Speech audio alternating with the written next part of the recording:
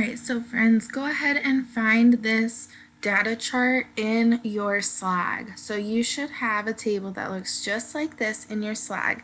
And on the next few slides, you're going to watch Miss Layton fill out or actually do the experiment. While she is doing the experiment, you guys need to be filling out your data table, okay?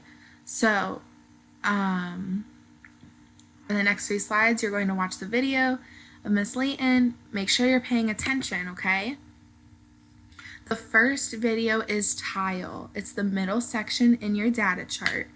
We are all going to be writing in table 1 because it's Miss Layton doing this, okay? So you're writing in table 1 and you're starting on the middle section of your chart for tile. Make sure that you write it in the correct spot, okay?